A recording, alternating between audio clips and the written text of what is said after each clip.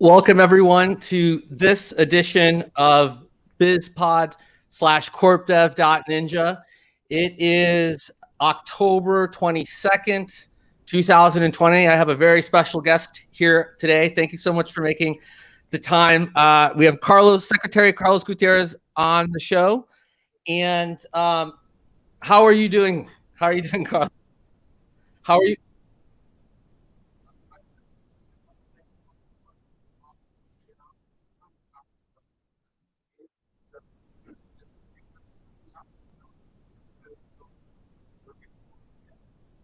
Yeah, it's been an interesting time, a twilight time for everyone, and a bit of a struggle. I see you have a bit of a new look, like everyone else. I actually finally got a haircut for the first time in 6 months, but kind of making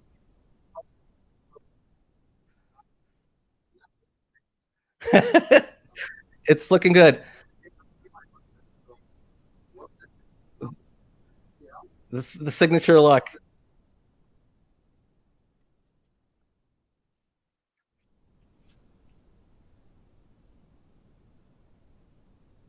That's right. That's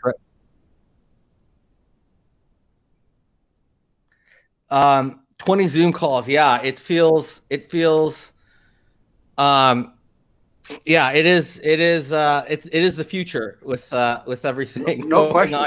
No question. You know, we thought at the beginning that it was like a bad substitute for in-person meetings. Yeah. Even when people go back to their offices, they're going to use Zoom. Carlos, I'm just going to do a slight introduction. You were delayed there. I'm just going to do a quick reintroduction. I forgot to press the add the slide for yours. So just quickly, we have it's a special guest here today. We've got Secretary Carlos Gutierrez on CorpDev.Ninja. It is August 22nd, 2020. He's joining us from Washington, D.C. Is that the current location? That's it. Great. We were just talking a little bit about different COVID looks right now, and so both of us are kind of making our way as everyone else is today through the whole phase of this. So I guess we'll kick off with your bio in a second. Thanks for making the time. Yeah, my pleasure.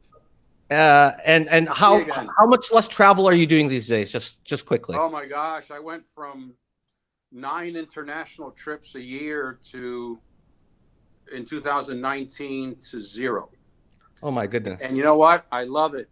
I don't want to see another airport again, at least not for the foreseeable future.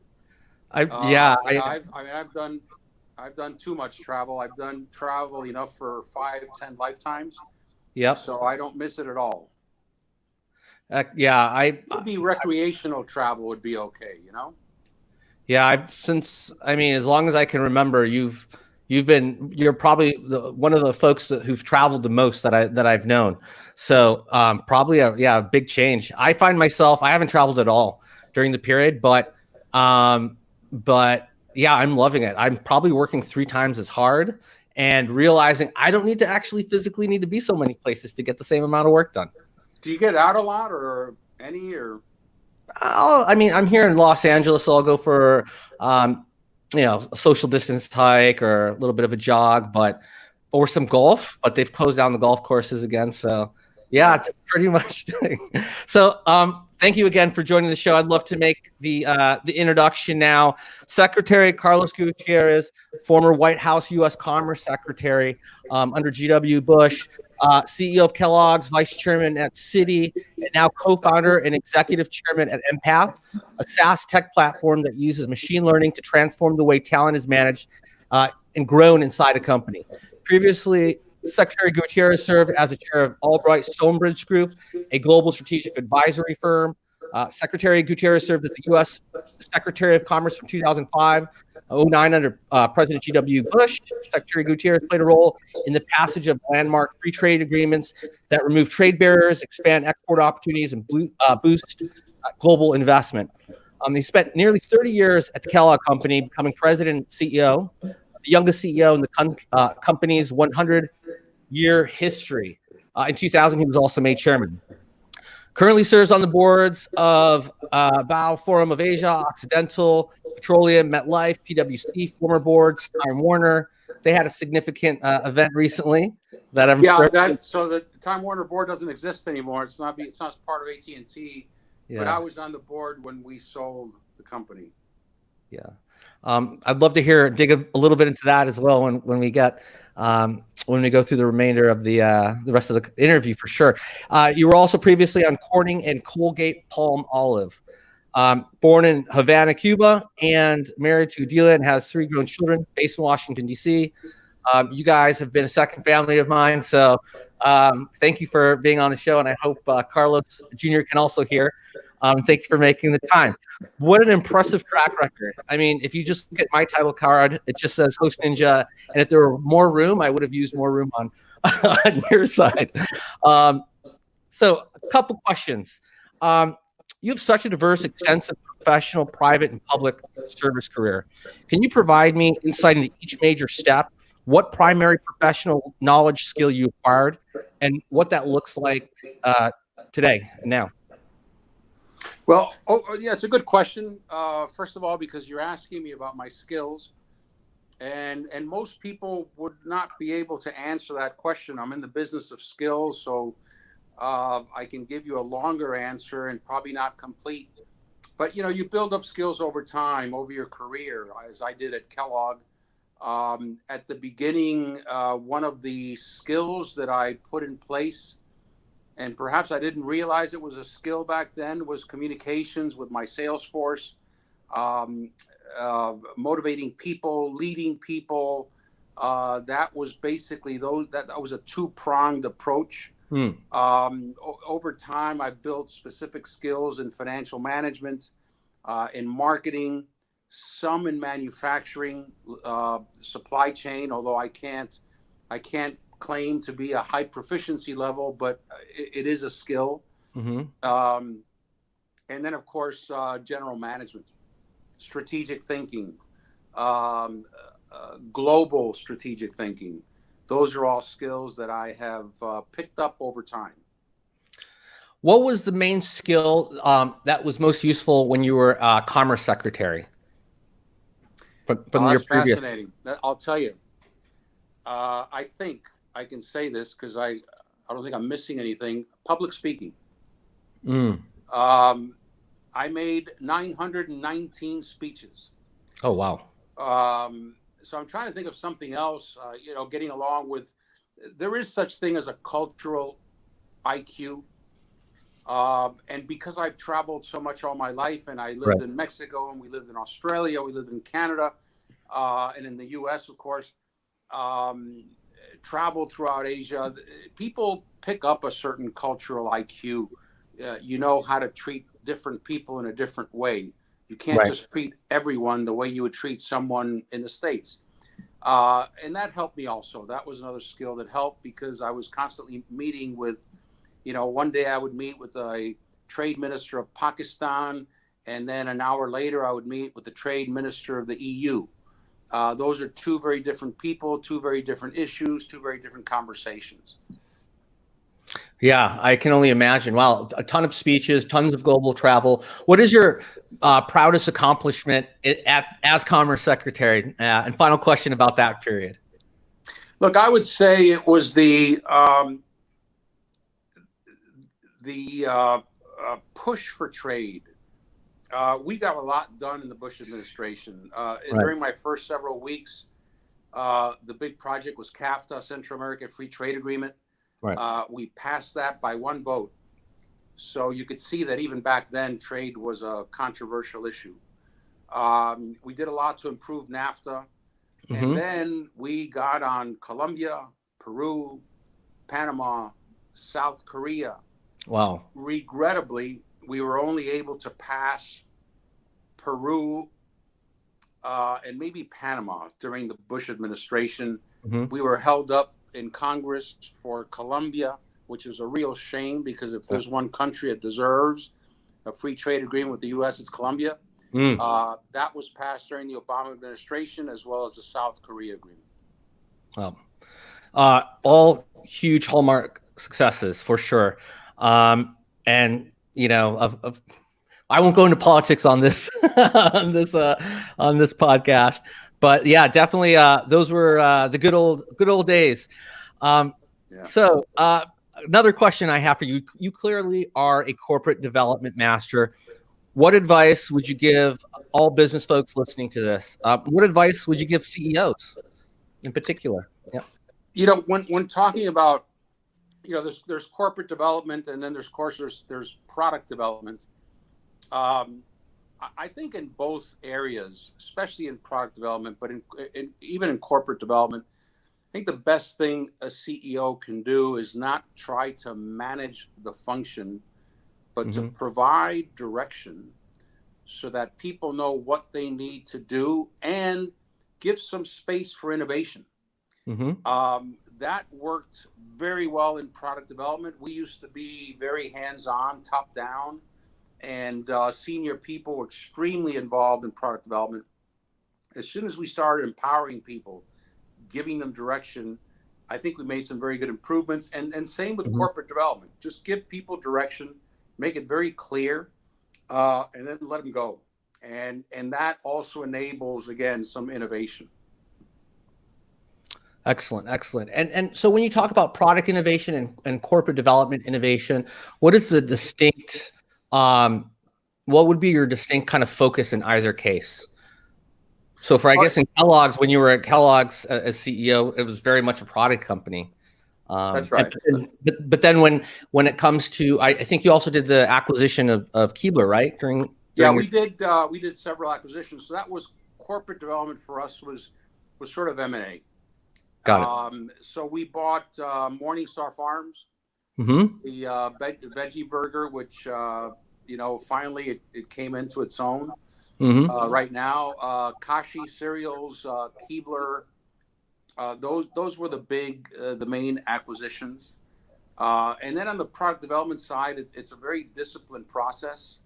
A lot of market research, a lot of contact with the consumer, financial modeling. So you go through a stage gate process, and each stage has a go, no go decision. But it was there in product development when we gave people direction, right, and we empowered them, is when we got back some great ideas. Excellent. When I think about product development and corporate development, I guess from most of my focus has been on the technology side, and very different than consumer F&B.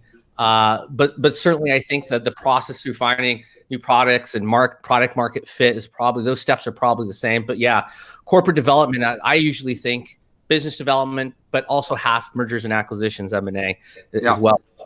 Tell me, I know you had a long list of amazing accomplishments. What are you up to today? Well, I'm actually a co-founder and executive chairman of a tech startup. Very exciting. I've always been interested in the area of skills. I was on a startup before also in the area of skills with the same CEO. And the reason I'm so interested in skills, first of all, I think it's where we're heading as a world, is, we're moving from a diploma to skills. What's diploma, when you say that? Huh? When you say skills, what do you mean we're moving into skills? Because in my mind, I think everything is a skill. Well, it's a good point, because I've asked people what are your skills, and they don't know, because we're just not used to thinking that way. But it's, what can you do? If you take a very simple example, an Uber driver has the skill to be able to drive. They know how to use a GPS. Right. They know the city. They drive safely. Those are skills, right? You may say, well, everybody has those skills. Maybe that's why, the value of the skill is not as high as you'd want, but all of those are skills, and everyone has skills. What we do is we go into a company and we use all the information they have. They don't need to provide any new information for us. We use machine learning, and then we identify the skills of an employee. The employee doesn't have to input anything. We infer the skills of an employee through machine learning, and we do so at 95% accuracy. The most recent pilot we did. That means that the employee, being the subject matter expert, is the one who decides, yes, those are my skills. Each skill has 4 proficiency levels. Mm-hmm. And at the proficiency level, we scored at 80% accuracy, which is pretty amazing because I think people are expecting us to do 65, 70%. Mm-hmm. But it's just machine learning is quite it's magic. Once the machine is trained, it updates itself. So you don't have to input data every year. You basically let the machine go. If someone has picked up a new skill, the machine will pick that up. If the machine can also pick up emerging skills, they can also tell you which ones of your skills are sunsetting. So they're really not going to mean much in 12 or 18 months. So take the skills of an employee, compare those to the skills required to do a given job, and then we recommend coursework to be able to fill the skills gap. We're not in the training business. We're in the skills intelligence business. Got it. So we provide the skills intelligence, and companies have coursework and catalogs and things like that. Thank you for that. Interesting. So, is there a particular sector or business size that you're focused? I mean, are you addressing the skills of or trying to approach companies like Google or Microsoft or different sort of companies like Walmart, or are you agnostic at this point? All of the above. The thing is, we start with 10,000 because you need scale to be able to get the data and train the machine. So we go from 10,000 to as high as anyone wants. We're working today. Potentially, we'll be signing on a client with over 400,000 employees. Wow. And we have some clients with 20-some thousand employees. But yes, typically it's 10,000 and above. Got it. And so you just mentioned you're closing a large client, 400,000 plus employees. That's a big client. I'd love to learn or have you kind of tell me what's the secret sauce in closing a client like that. What's your corporate development kind of lesson to share on how to approach something like that? Because I assume you're heavily involved. Yeah. The sales force right now, we're at the phase of co-founder sales. So the sales force is Felix, the CEO, and me as the executive chairman. We do every single sales pitch. And that it works. The key thing is getting in front of the right people. And what has worked very well is that the CEO is a technology guru, and his thing is product and technology. Right. My thing is management in the corporate world. Mm-hmm. So we view the product in different ways. We describe it in different ways. Mm-hmm. I describe it from the standpoint of how a CEO would see it, why a CEO would implement it in its company, in his company or her company. You can speak the same language and you have the previous track record. So yeah, you can create that connection. For sure. Yeah. Okay. Got it. So you have so it's basically it's a 2-person kind of team for sales, one from the product. This is the core tech and the vision. And then your expertise and background and wisdom of identifying the right leaders, the right internal stakeholder at the company, and guiding them through and saying, hey, I've been in your role. I understand this stuff. These are the actual benefits. Yeah, that's right. We take them through a demo, and you know how it is. You can describe the technology, and it's just absolutely wonderful. But in the end, business people say, okay, well, so what? What is it going to do for me? Mm-hmm. And there is a payback, but the big benefits, the big strategic benefits are you make better people decisions. You move your stars up the ladder quicker. Mm-hmm. You're able to move people across the firm. You do a lot more internal recruiting instead of spending money on external recruiting. You identify hidden gems that you didn't know you had because they just don't make it up to a chart that goes to the C-suite. Mm-hmm. So once you start talking about skills, it is a cultural transformation. So, for example, the employee is empowered as never before. they have right in front of them on their screen whenever they want to see it, the skills that they have, the proficiency levels that they have, and skills required to do jobs that they would aspire to have one day, which in turn leads them to coursework to be able to gain or upskill. Right. The manager on the other side, I think, becomes a better manager because, you know, in the corporate world, when you do performance evaluations, performance reviews, coaching sessions, everybody does it differently. Right. People sometimes use subjectivity and anecdotes. Some people say you're doing fine, keep what you're doing. All of a sudden, the conversation changes to, okay, these are your skills. What do you want to do with these skills? How can we help you expand your skills? It's a totally different supportive conversation. And then the employee, you know, is empowered. And that's what employees want.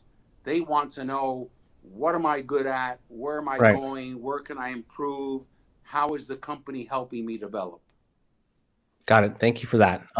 Super powerful. And I definitely see, you know, just from my perspective, doing corporate development and venture capital, everything. And the more you can affect the skills and identify skills for companies and how that will either lead to higher productivity or lower productivity.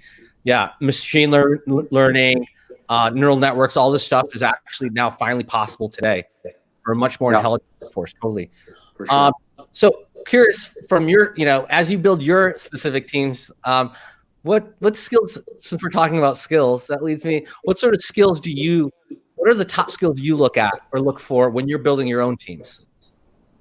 Well, you know, obviously subject matter expertise is key, but you know, it's very interesting. The top skills for 2020 are mostly human skills, soft skills, EQ.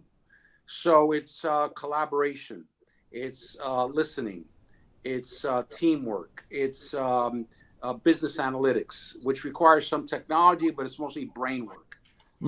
And then you have technology. Yes, it's one of the top 10, but it's interesting at a time when technology is, you know, taking over. The skills that you need and the top skills that companies look for are human-based skills. Salesmanship, for example, is absolutely in high demand because, you know, AI and robotics are not going to be able to sell, at least for as far as we can see. Right. So, you know, you look for obviously subject matter expertise, but also grit and will. I love that. Grit and will. Yep. You know, you can have all the technical skills you want, and that'll get you 80% of the way, 90% of the way. The other 10, 20% is going to be sheer grit, sheer will. And that is extremely important. It's also very important to be, you know, likable, to be able to work with people, to have a sense of salesmanship, to be able to convince people, to be able to lead a team. Right. So I look for that as well. So those three things. It's somebody once classified it as when you're hiring leaders, courage, clarity, and humanity. Courage, clarity, and humanity. Yeah, and especially at the top, that's what you're expected to provide. The courage to make the tough calls, to set a direction, knowing that if you're wrong, it's, you know, it's your fault, but you live with it, and that's why it takes courage to be a leader. Clarity, and we were just talking about clarity. That, I think, is one of the areas where leaders suffer the most. Is you know, people aren't clear. I'm sure you've been through a lot of companies where people ask, "I'm not sure what our strategy is. I'm not sure what our vision is. I'm not sure where it's going." And it's probably the toughest one because it needs to be clarity throughout the organization. And then the last one is humanity. No one likes leaders who take themselves too seriously.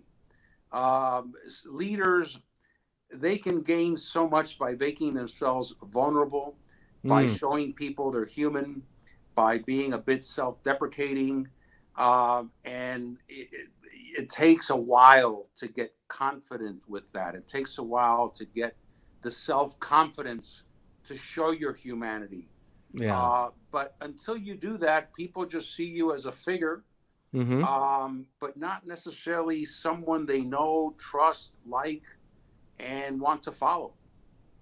Wow. I love all that insight. And, during these times, refreshing to hear, from somebody who's done a lot like as yourself say these things, and just kind of reminds me that, in the future, I think America will get back to those kind of principles. I hope so. Okay, we're at the tail end of the show. I just got a few remaining fun, kind of interesting personal questions around how you're managing through COVID, around, what are you reading these days? I'm sure you have a lot more time, and I know you're an avid and a big reader, obviously evidenced by your backdrop. What are you reading these days? I'm actually on the last 100 page of Steve Jobs biography by Walter Isaacson. Great book. It's amazing. It reads like a novel. Also, during COVID, I read a biography of Napoleon, which I really, really liked. So I always try to have something going on. And I may only be able to read 5 pages in one day, but every day I try to read. And I always have at least one book going on. Yeah, since I can recall, you've always had at least one, sometimes 2, sometimes 3 books. But yeah, that's one thing I've found myself at least being thankful regarding COVID, is I have a lot more time to read as well. But I've also been watching more things than I should on Netflix, and probably. What are you watching? Recently the thing that I really enjoyed, different genres, but I really like the Star Wars Mandalorian. So that's kind of more fun. Netflix had a series on Bill Gates, which was amazing. A series? I haven't seen that. Yeah. Oh, I'll follow up with you afterwards. I'll send that to you. I think you'll really like that. And then there's this new HBO series called The Vow, which describes this cult leader, and he's currently being sentenced right now. It's a crazy story, but a real story. So yeah, kind of going through that, reading a few books for myself. And I think, in terms of reading, more or less, biographies myself. Finally, how are you staying fit? I'm not. I should be doing a lot more exercise. I have a treadmill 10 feet away from my bed, and I'm not using it as often as possible. I can use it every day, and so I can do more in that regard. It's too easy to just get up and breakfast, shower, and then walk about 10 feet to my office. So my commute is like 10 Well, you look good, so you fooled me. But no, the same thing for me. I've had to really be more disciplined. It's funny, during COVID, different folks have either become super disciplined and intense with exercising, using at-home fitness, and probably most folks, it is hard when you can't really leave. You kind of go into that. But I'm trying to at least spend more time outside than working out indoors. And I don't know about in Washington D.C., but literally there's no gyms. All the gyms are closed, so it's more difficult and a challenge. Yeah. Well, Secretary Carlos Gutierrez, thank you so much for making the time. I appreciate it. Congrats on everything. EmPath, really excited to learn and hear more good news on EmPath. Thank you. And I know I will. And congratulations on the new grandchild, the latest edition from thanks a lot. From Erica. And I know, Carlos, you're probably there as well, Carlos Jr. So family's growing quickly. When COVID's over, I can't wait to see you guys. Thanks a lot. Say hi to the family, Andreas. Always good to see you. Likewise. Thank you very much. Yeah. Take care. Thank you. Bye.